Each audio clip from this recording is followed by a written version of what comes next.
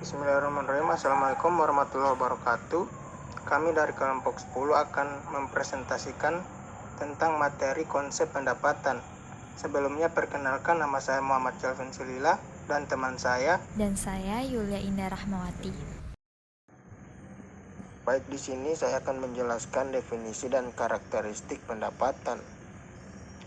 Pendapatan adalah kenaikan kotor dalam jumlah atau nilai aktiva dan modal, dan biasanya kenaikan tersebut berwujud aliran kas yang masuk ke unit usaha.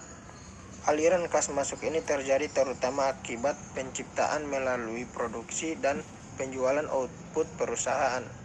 Sedangkan konsep dasar pendapatan pada dasarnya adalah suatu proses mengenai arus penciptaan barang dan jasa oleh perusahaan selama jangka waktu tertentu.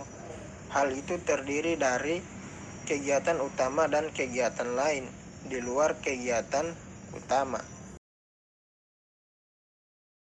Menurut PSAK nomor 23 tentang pendapatan menyatakan bahwa pendapatan adalah arus masuk bruto dari manfaat ekonomi yang timbul dari aktivitas normal entitas selama periode jika arus kas masuk tersebut mengakibatkan kenaikan ekuitas yang tidak berasal dari kontribusi penanaman modal.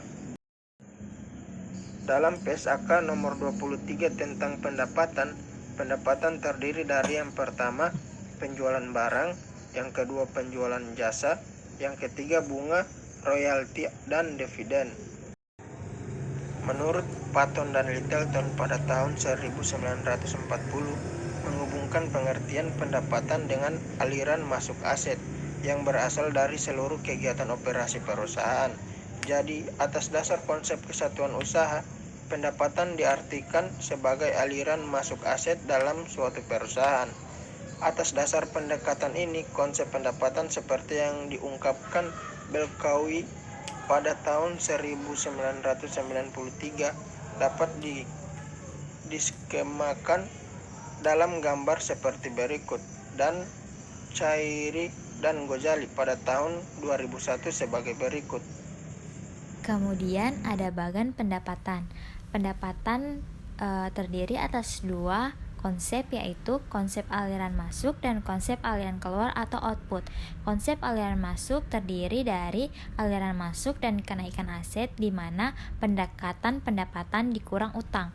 Kemudian konsep aliran keluar atau output, di mana terdiri dari dua, yaitu aliran keluar barang dan jasa dan penjualan barang dan jasa, di mana pendekatan biaya dikurangi pendapatan. Menurut Kam pada tahun 1992 menegaskan bahwa yang dimaksud dengan pendapatan lebih berhubungan dengan peristiwa moneter, yaitu peristiwa naiknya nilai pada perusahaan akibat kegiatan produksi dan penjualan output. Kemudian ada pengukuran. Pendapatan diukur dengan satuan nilai tukar produk atau jasa dalam suatu transaksi yang bebas. Nilai tukar tersebut menunjukkan ekivalen kas atau nilai diskonto tunai dari uang yang diterima atau akan diterima dari transaksi penjualan. Pembentukan dan realisasi pendapatan. Perbedaan antara pembentukan pendapatan atau earning process dan realisasi pendapatan. Earning process berkaitan dengan kapan pendapatan dianggap terbentuk, sedangkan realisasi berkaitan dengan pertanyaan kapan pendapatan dianggap terrealisasi dalam suatu transaksi. Kemudian perbedaan lebih detail sebagai berikut. Yang pertama, pembentukan pendapatan atau earning process, di mana proses terjadinya pendapatan. Pendapatan terbentuk bersamaan dengan seluruh proses berlangsungnya kegiatan perusahaan. Jadi, proses pembentukan pendapatan dinilai dari kegiatan produksi, penjualan, dan pengumpulan piutang. Kemudian ada realisasi pendapatan. Realisasi merupakan teknik akuntansi yang dijadikan dasar hukum untuk menandai pengakuan pendapatan. Pendapatan baru terbentuk setelah produk selesai dikerjakan dan terrealisasi melalui penjualan, baik secara langsung maupun melalui kontrak penjualan.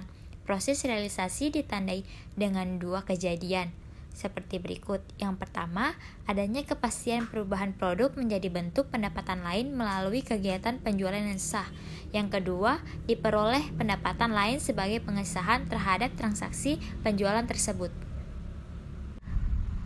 Setelah itu pengakuan pendapatan. Yang pertama, kriteria pengakuan pendapatan menurut FISB pada tahun 1980 dalam FCAK nomor 5 ada 2 kriteria pengakuan pendapatan, yaitu yang pertama yang telah terrealisasi atau bila telah terjadi transaksi pertukaran antara barang yang dihasilkan perusahaan dengan kas atau klaim untuk menerima kas. Yang kedua, pendapatan telah terbentuk, yaitu bila kegiatan menghasilkan barang dan jasa telah berjalan secara substansial telah selesai. Kemudian saat pengakuan pendapatan, yang pertama, pendapatan diakui selama kegiatan produksi. Yang kedua, pendapatan diakui saat produksi selesai. Yang ketiga, pengakuan pendapatan pada saat penjualan. Keempat, penjualan jasa. Dan yang terakhir, pengakuan pendapatan pada saat kas diterima. Baik, itulah hasil pemaparan dari kelompok kami dengan materi konsep pendapatan. Terima kasih. Wassalamualaikum warahmatullahi wabarakatuh.